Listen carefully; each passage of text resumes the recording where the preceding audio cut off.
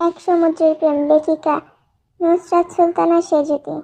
সম্পূর্ণ নিস্তব্ধ বাড়ি, অথচ বসার ঘরে ভর্তি মানুষ। সামান্যতম জায়গা হতে ফাঁকা। রাত প্রায় 10টা বাজে। এক ঘরে মানুষের মধ্যে গভীর চোখ মুখ নিয়ে বসে আছেন শিকদার বাড়ির 3 কর্তা। তাদের ঠোঁটে বিন্দুমাত্র হাসি দেখা নেই। কর্তা শিকদারের ভাবভঙ্গি হতাশা, বিস্ময় ধরন। মানুষ হিসাবে আমজাদ ঠিক যতটা গরম, দুশোরের বাবা ততটাই নরম আর শান্ত শান্ত ছেলের এক একটি কাজে তার অপেক্ষা নিরন্তর।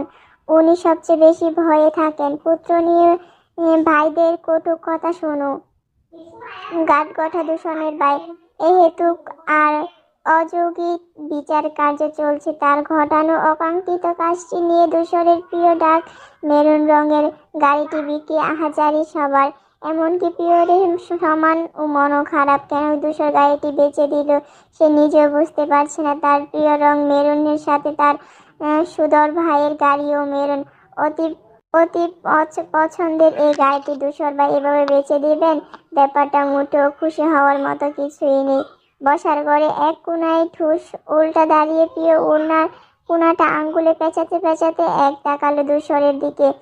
অনিশ্চর্যের বিষয় হলো যে এমন সময় একটা কাণ্ড ঘটলো, অথচ বিন্দুমাত্র হেলদোল দেখানো যাচ্ছে না। কি নিরুদ্বেগ বা ঝগা বাবা ভঙ্গি, প্রিয় মুখে ভেংচুয়া। কি দরকার ছিল গাড়িটা বেচার? বহুত এতক্ষণে রাগ ভাঙি পরিবেশটি রেশ কাটাতে আমজাদ হাস্যহীন কণ্ঠে বলল, আমাকে একটা কথা পরিষ্কার করে বলবে ধূসর? ধূসরে আঙ্গুলে মাথার ভাইকে চাবি ছিল, এতক্ষণ ধরে টুং টুং করছিল সেই নিয়ে। তাকিয়ে একবার তিনি বললেন, গাড়ি বিক্রি কেন করলে? ধূসর উপরের ঠোঁট নিয়ে নিচের ঠোঁটে চেপে বলল। অন্যদিকে তাকে ছোট শ্বাস পেলে আবার ফিরল চাচির দিকে, বিরক্ত চেপে ধীর স্থিতে জবাব দিল, বলেছি তো চাচ্ছু, ভালো লাগেনি তাই গাড়ি।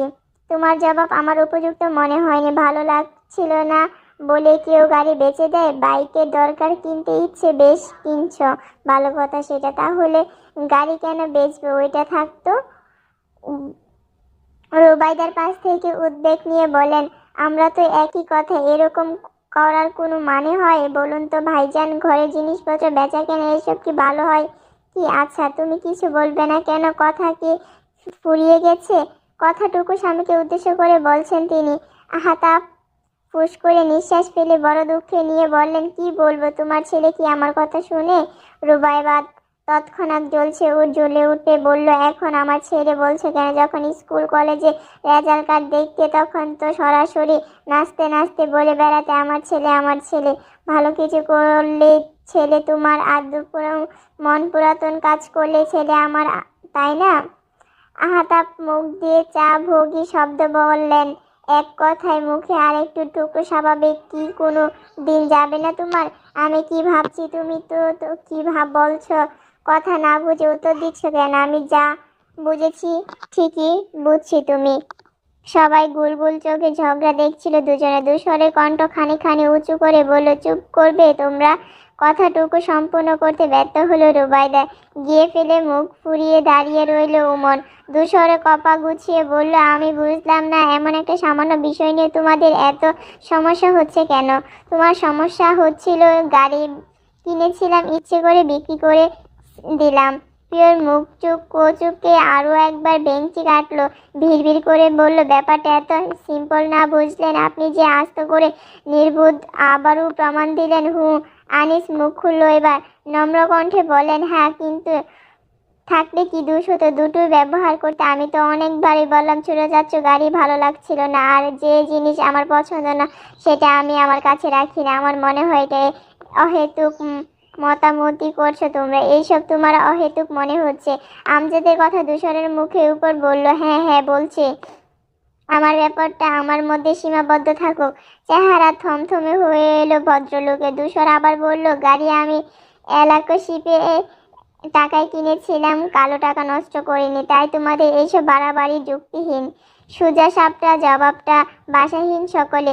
বিরাট দানবিহীন একখানা তুলা যেন পড়ে ওঠে। কেউ আর উপযুক্ত উত্তর খুঁজে পেল না। ধূসর মিনার দিকে চেয়ে বলল, তুমি টেবিলে খাবার দাও, বরং আমি ফ্রেশ হয়ে আসছি।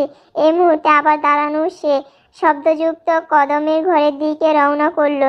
তার যাওয়ার দিকে চেয়ে দীর্ঘশ্বাস ফেলল প্রিয়। ধূসর গাড়ি কিনছে এ অবধি ধূসর প্রথমে দেশে ফিরে কিনেছিল একটা ধবধবে সাদা গাড়ি। এর মাঝে খানিকটা সেটা চাচুকে দিয়ে দিল। তারপর হুট করে কিনে আনলো মেরুন রঙের এক চকচকে গাড়িটা। সেটাও চেয়েছিল প্রায় বছর তিনেকে।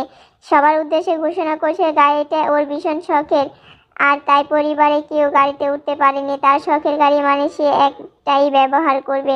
এমনি কি রুবা আহাতাব সেখানে ঠাঁই পেল না? সে আজ বিক্রি করলো ছেলেটা। ব্যাপারটা কেমন গোলমেলো না?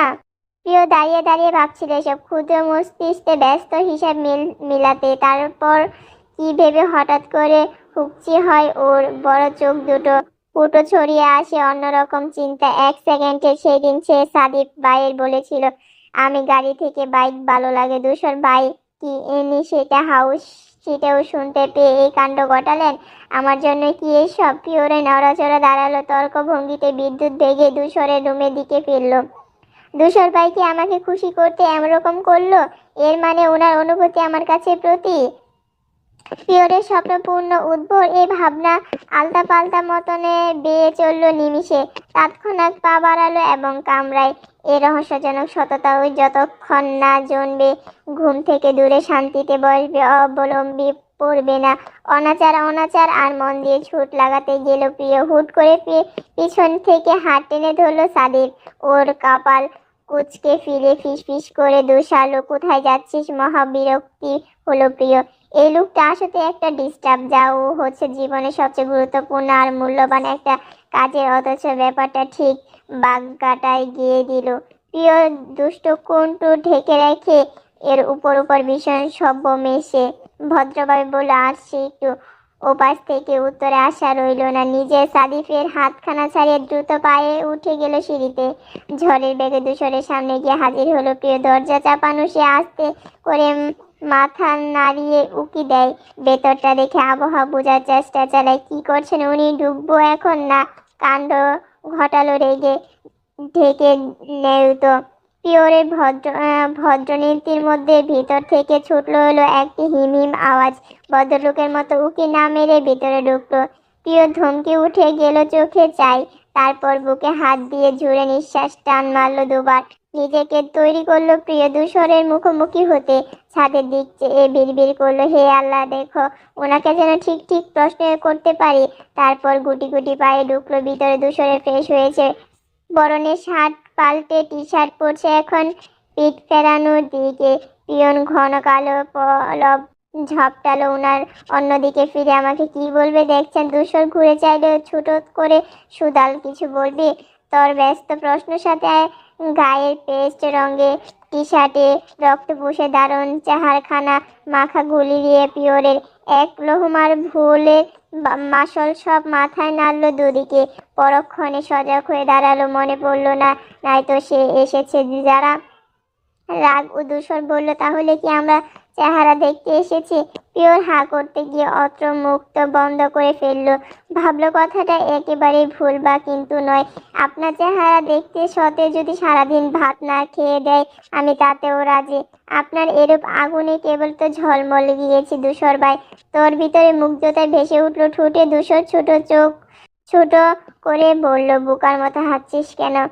পিওরের সদ্য ফুটা রঙিন হাসি অ্যান্টেন বা ঝিরঝির হয়ে এলো সাহায্য।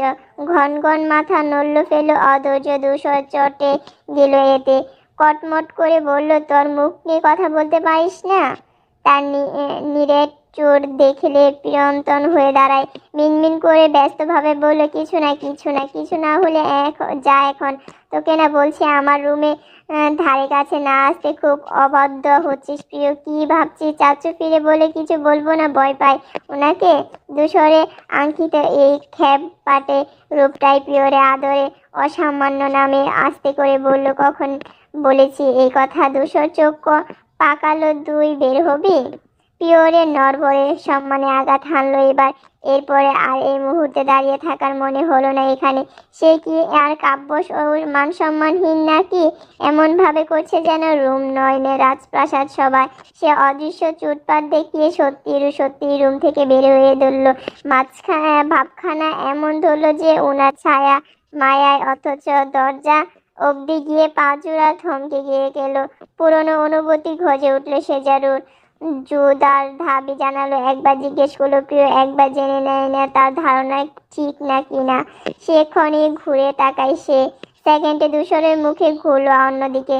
প্রিয়রে ধৈর্যহীন কণ্ঠে শুধালো, আপনি কি গাড়িটা আমার এর জন্য বেঁচে দিয়েছেন ধূসর ভাই? ও তাকালো খুব অবাক হয়ে, বলল, তোর জন্য বলতে? প্রিয়রে জিভ দিয়ে ঠোঁট বেজায় মনের প্রশ্নটা সাজিয়ে গুছিয়ে মুখ ফুটে করতে পারলে হয়। আমতা আমতা করে বলল, না মানে সাদিক ভাই বাইকে ওই দিন তুমি আজ কলেজে যাইনি শুনলাম, তুমি প্রশ্ন কোটো পূর্ণতা পেল না। পাল্টা প্রশ্ন ছুড়ে আটকে দিলে ধূসর। প্রিয়রা তার ক্ষুদ্রকার চোখের দিকে সরু দৃষ্টিতে তাকিয়ে বলল, কার কাছে শুনে এসেছ? ধূসর গুছিয়ে রাখা টান ব্রুকুচকে নাচিয়ে বলল, জবাবদিহি চাচ্ছি আজকাল ইম্প্রোভিজ। পিওর উদ্বেগ নিয়ে বলল, না না তা বলিনি, আমি আসলে জানতে চেয়েছিলাম যে। ধূসর এবার থামিয়ে দিল। প্রতিমধ্যে বলল, বাড়ির বলল ইদারিং কান ধরে কলেজে বারান্দায় দাঁড়িয়ে থাকছিস? শীতল হুমকি ভ্রুকুচকে তুলল প্রিয়। এর কথা পরিবারে কেউ জানে? সর্বনাশ ঘটনা একদিন, অথচ ওকে খেপিয়ে মারবে সারাটা জীবন। আর বাবা, উনি জানলে সঙ্গে সঙ্গে কলেজে যাবেন, খোঁজ নিবেন কেন ওনার মেয়ে, কান ধরে তার তদন্ত করবে। তারপর কোনো না কোনো ম্যামে যদি বলে দেয় খাতা ধূসর ভাইয়ের নাম লিখবে ধরা খেয়েছি বলে, ইয়া মাবুদ, সে থাকবে, তার মাথা থাকবে না। কিন্তু মুহূর্ত লোকচন চেয়ে ধূসর দিক। কি সাংঘাতিক লোক, কি ধূসর ত্রিভুজ উপায় বলল। প্রিয় শুকানো ডুব দিলে দুদিকে মাথা নাড়ালো, কচুমচু চেহারা অনুরোধ জানালো, না প্লিজ। ধূসর বুকের সঙ্গে হাত বেঁধে দাঁড়ালো, বলল, বেশ তাহলে ঠিক 5 গুণার মধ্যে রুম ছাড়বি। আর এই গাড়ি বেচা ব্যাপার নিয়ে ভবিষ্যতে কোনোদিন তোকে যেন মাথা ঘামাতে না দেখি, মনে থাকবে? পিওরে বিগত কয়েক মিনিট মুহূর্তে মনটা ঝুপ করে খারাপ হয়ে এলো। এবার আহত হয়ে ভাবলো, আপনি মানুষটা এমন অনুভূতিহীন, উদাসীন কেন ধূসর ভাই? আপনি যে কেন কি বুঝতে পারছি না চেয়েছি তা কি কোনোদিন বুঝবেন না, নাকি বুঝেও ভান করবেন না বোঝার? তার চিন্তা ভাবনার মধ্যে ধূসরে শুনে উঠল 1 2।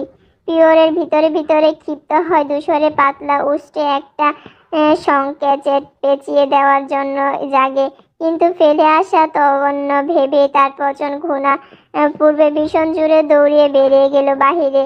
সচেতন দূরত্বে এসে দাঁড়াল পিওর। ধূসরের প্রতি রাগে টকবক করছে শরীর। এত ভাব কিসের? ভালোবাসি বলে মাথা কিনে নিয়েছেন কি? মাঝে মাঝে খুব ইচ্ছে করে ধূসরের 14 গোষ্ঠীকে গালি দিয়ে উড়িয়ে দিতে, শুধু সেইটা নিজের গোষ্ঠী বলে পারে না, ব্যর্থ হয়। সে রাত কাটলো ধূসরের গাড়ি ব্যাপারটা ধামাচাপা পড়লো তার ঠান্ডা আঁচল তলায়। কিন্তু পিওরে মন খারাপ গেল না। মাঝে মধ্যে মনে হয় সে হয়তো একটু বেশি চ্যাংমোড়ো করে ফেলছে। একটা ছেলে প্রেমে এত পাগল হওয়ার কিছুই নেই। তারপর সুদৃষ্ট মনে প্রতিভা করলো, কাল থেকে আর ধূসর ভাইয়ের জন্য এমন করব না, ওনাকে দেখলে ফিরেও তাকাবো না। আফসোস, সে কাল আর ওনার আসেনি। মেয়েটা আজতে ডুবেছে, আর সে আজকে পুরোটা ঘিরে ধূসর ভাই, তার আদ্য প্রান্ত জুড়ে ধূসর ভাই। কিশোরী মনের ভিড় তোড়েই কানায় কানায় স্রোত আসে ধূসর ভাইয়ের নামে। এক মুঠো রঙিন পৃথিবী, সবটাই ধূসরময়। আচ্ছা, সে কি সময় কাটানোর জন্য প্রেমে পড়েছে, নাকি একদম নয়, পড়েছে অনুভূতির কেবলে পড়ে? তাহলে সে প্রেমে পাগলামো থাকবে না, তা কি থাকবে? একটা চিন্তা পিওরের সকল দৃষ্ট প্রথে দেওয়ালে খানিকটা ভেঙে দেবে। প্রতিবাদ পারে না, কোনো ক্রমেই পারবে না নিজেকে সামলাতে। এই ধূসর কি ওর না? ও অপরাধ সম্পূর্ণ। ও মানুষটা এতই বিস্ময় ভাবে ওকে আসক্ত করছে তার প্রতি। পিওরে ফুটপাতে ধরে হাঁটছিল শীতলের সময় হয়ে, দুপুর বেলায় বেশ কড়া রোদ, তারপর কলেজে ইউনিফর্মে গরম লাগছে যথেষ্ট। ছুটি প্রায় আধা ঘন্টা, কিন্তু এখনো বাড়ি পৌঁছায়নি। গাড়ির তেল শেষ, ড্রাইভার পিছন তেল ভরছে। সে অধৈর্য মানুষ কিভাবে এতক্ষণ দাঁড়িয়ে থাকবে? গাড়ি এলে সে রাস্তা দিয়ে আসবে। পিওরের মন মস্তিষ্ক হাঁটতে হাঁটতে যখন ধূসর নিয়ে ব্যস্ত, পিছু হাতে কেউ ডাক ডাক ছুড়ল, এই যে মিস প্রিয়। প্রিয় চেনা পুরুষ আনেই স্মরণে। প্রিয় চটপট করে ঘুরে চাইল, গাড়ি জানালা থেকে মাথা বের করে। অগ্নঘণ্টা পরিচিত তন্টু চেহারাটা দেখে ঠোঁটে হাসি ফুটলো ওর। আশেপাশে দেহে হই হই গলায় বলল, কি খবর? আপনার একা একা হেঁটে যাচ্ছেন, কই সঙ্গী দরকার? পিওরের হৃৎপিণ্ড ছিঁড়ে দুরালো, কেমন আছেন ভাইয়া? ইকবাল মাথা দুলালো, মারাত্মক ভালো আছি, তোমার কি খবর? এই তো আলহামদুলিল্লাহ ভালো আছি। আজকাল বাসায় কেন যাচ্ছে না? সে বলেছিল, তার আগে বলো তুমি হাঁটছো কেন? গাড়ি কই? পিওর কাঁধ উঁচু করে জানালো, তেল শেষ। ইকবাল বলো, ও তাহলে তো হেঁটেই লাভ নেই, এসো আমি পৌঁছিয়ে দিচ্ছি। সঙ্গে গাড়ির দরজা খুলে দিল সে। পিওরে নির্দ্বিধায় উঠে বসলো সেখানে। ইকবাল তার ধূসর ভাইয়ের ছোটবেলার বন্ধু, একেবারে গলায় গলায় দুস্তি। এই নার্সারি থেকে একই সঙ্গে পড়াশোনা করছে দুজন। মাঝে মাঝে তো এই ইকবালটাকে হিংসে ও পিওরে ধূসরের কলিজার টুকরো হচ্ছে ভদ্রলোক। এত মাছে মুখ্য প্রেম এদের এদের এর ফুটাও যদি প্রতি থাকতো, যা করবে একবারের সঙ্গে ঈদের পাঞ্জাবি কিনবে এরকম। সে অনেক আগে কথা, একবার মিছিলে গিয়েছিল দুজন, তাও স্কুল জীবনের প্রথমবার। আর সে খবর পৌঁছিয়ে গেল শিকদার বাড়িতে। তারপর ধূসরকে তক্তা বানিয়ে দিয়েছিল আমজাদ।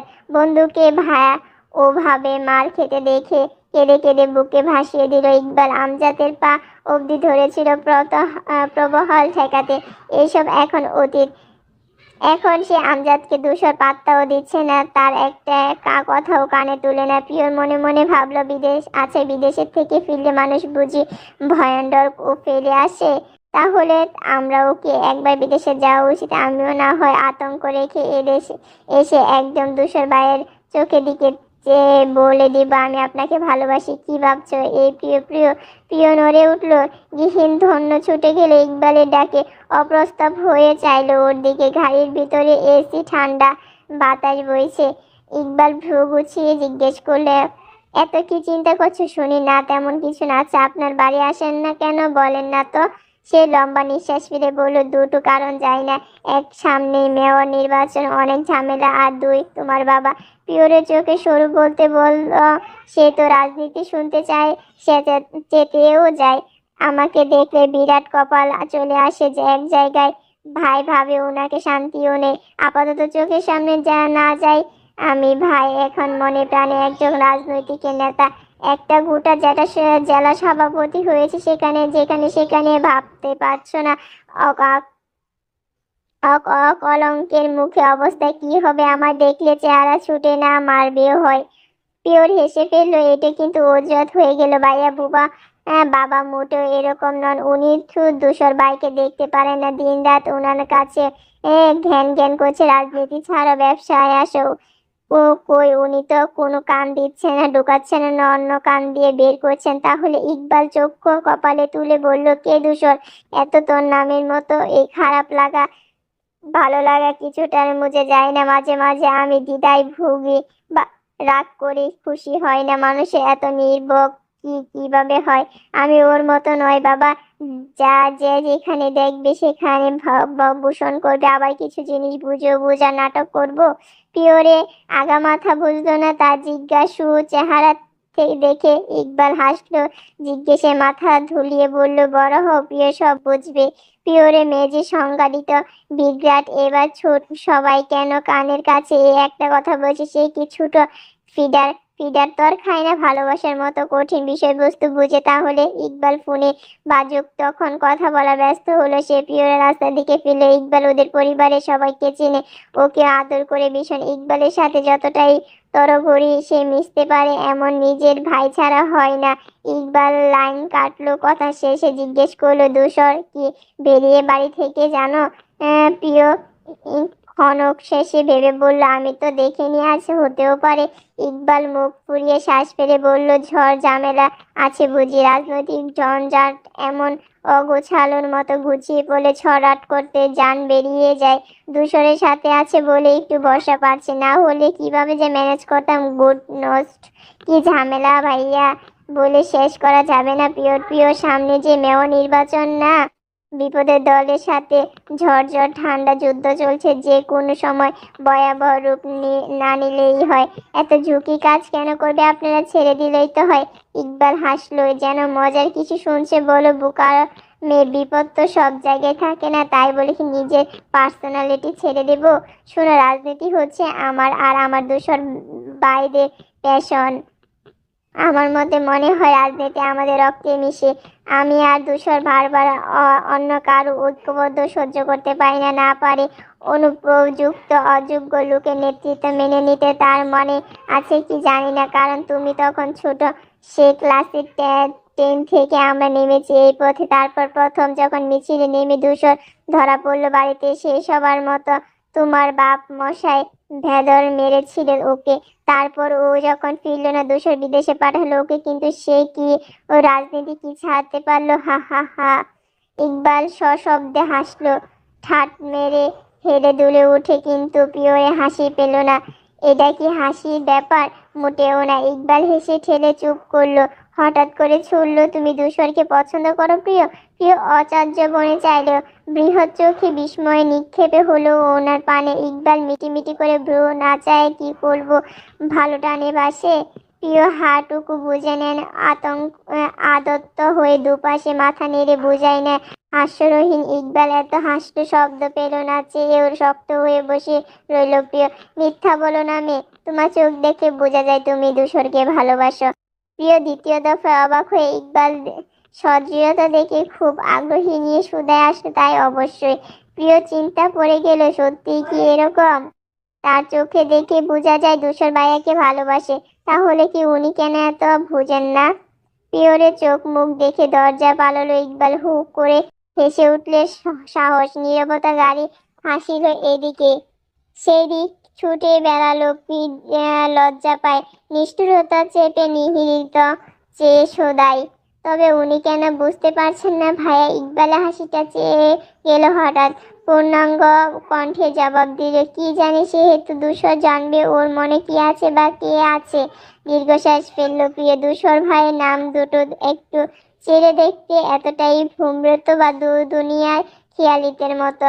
গাড়ি এসে থামলো শিকদার বাড়ির সামনে। ইকবাল বেরিয়ে এসে দরজা খুলে দিতে আপাতত হাসলো প্রিয়। কত বড় মাপের মানুষ, কতটা গুরুত্ব দিল ওকে। সাথে আফসোস হলো খুব, ইকবাল কেন ওকে নিজের ভাই হলো না? বড় ভাই বলতে আছে একমাত্র সাদিফ, সে লোক এমন যত্ন তো দূর কথা, তাকে ভাবে কিনা সন্দেহ আছে। মাথায় ঘুরপাক খায়, ওকে খানিকটা মারার কথা। পিওরে পানি দে, পিওর তুলা দে, এনে দে, চা দে, টি শার্ট দে, আই ধুতে দিয়ে আয়। ওপস। ইকবাল মিষ্টি এসে বলল, যা, পড়াশোনা ভালো করে করবে, সামনে পরীক্ষা না? এ প্লাস চাই কিন্তু। ঠিক আছে, কিন্তু আপনি কি আজ বাড়িতে ঢুকবেন না ভাইয়া? এভাবে দরজায় এসে ফিরে যাবেন? ইকবাল হাত গড়ে রেখে বলল, আজ যাব না, অন্য সময়, আমি আসি এখন। প্রিয় তীব্র আপত্তি জানিয়ে বলল, মোটেও না, চলে না, চলুন। ইকবাল মাথা নাড়ালো, ভিতরে এখন যাব না প্রিয়, ততটাই জোর করেছে। তোর বাবা এখন বাড়িতে নেই, তাহলে অসুবিধা কোথায়? ওদের বাঘবন্দির মধ্যে ধূসর বেরিয়ে এলো। শুনে গেল তারা নির্দোষ। তুই কি ব্যাপার? তুই এক যুগে তাকাল ওর, তাকে দেখে ফুটফাট ঠাক ঠক হয়ে ওঠে পিওর।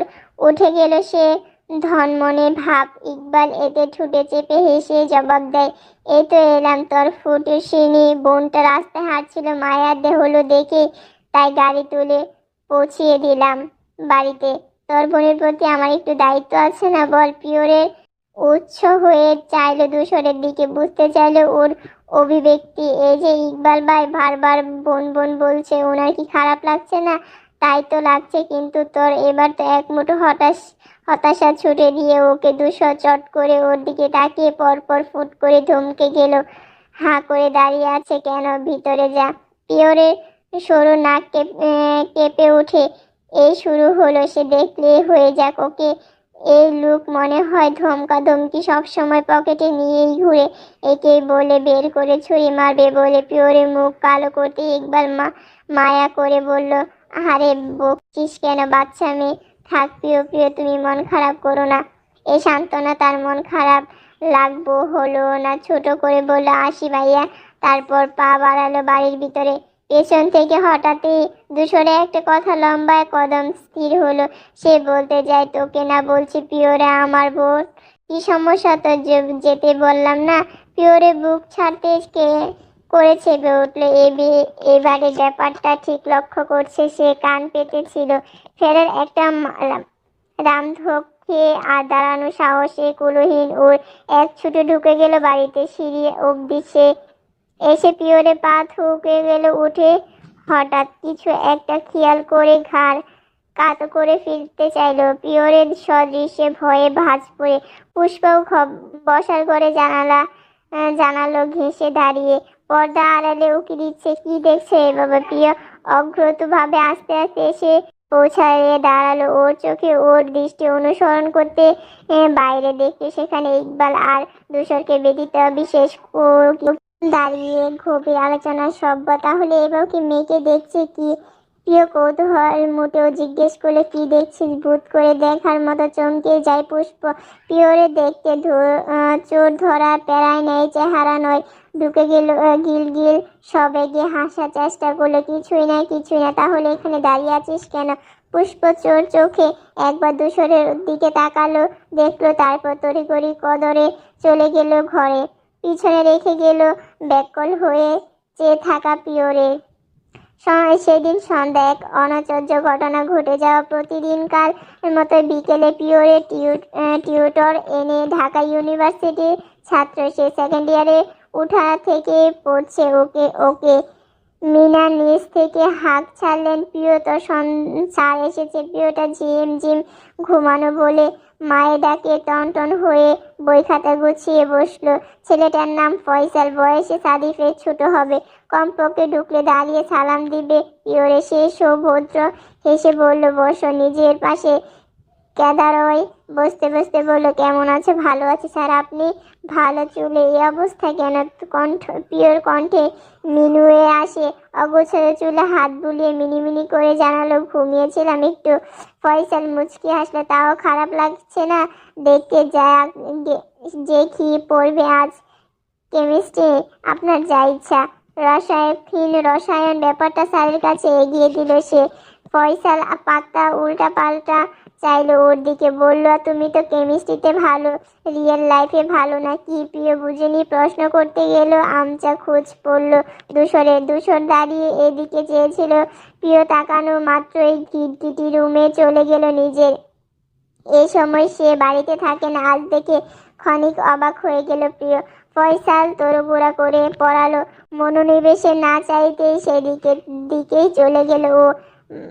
বসার ঘরে তখন চায়ের আসর বসাচ্ছে। সন্ধ্যা আয়োজনে বাড়ি গৃহিণীরা। ফয়সালের চেয়ে গিয়ে পড়াশোনা শেষে পিওরের নিচে এসে পুষ্পের পাশে বসলো। না বলতে এক কাপ ভর্তি চা এগিয়ে দিল সে। সামনে সোফায় আম্মু, মেজো আম্মু, ছোট আম্মু, সেজো আম্মু গল্প জুড়াচ্ছেন। সুমনা তার প্রিয় সিরিয়াল খলনায়িকা বোকাশোকা করেছেন। পাশে খেলছে সাদিফ আর বিরিক্ত। এর মধ্যে দূষর নেমে আসে। ওকে দেখে রুবাইদা বললেন, চা খাবি দূষর? প্রিয় আরো চোখে তুলে চাইল। শ্যামলবর্ণ মুখে চাপ দাড়িওয়ালা এই লোকটাকে দেখে হৃৎপিণ্ড কেমন জানি উড়ে যায়। না, একটু চুপ করে সরাসরি মিনাকে শুধরালো। প্রিয় টিউশনের ফোনে নাম্বার আছে না তোমার কাছে? তিনি বলেছেন, হ্যাঁ আছে তো। কেন? দূষর ফাটফুট ঘোষণা দিলে ফোন করবে, বলে দিবে কাল থেকে যেন আর পড়াতে না আসে। সদ্য চুপ দেওয়া গরম চা জিভ পুড়িয়ে দিল পিওরে। ছোটখাটো ছেঁকা খেয়ে ভাব তন্ত্রণা হলো তেমন। চোখে পিট দূষরের দিকে চেয়ে। হঠাৎ স্যারকে মানায় করবে কেন? সুমনা বলছেন, কেন রে? ছেলেটা তো ভালোই পড়ায়। 1 ঘন্টা জায়গা 1.5 ঘন্টা পড়াচ্ছে। সামনে পিওর পরীক্ষা, এই সময় কি ঠিক হবে? এসব আমার মাথায় আছে ছোট মা, কারণ ছাড়া আমি বলছি না। নিশ্চয় পিওরে পড়াশোনা ক্ষতি হোক এমন কোনো কিছু আমি করব না। না, তাও বলিনি।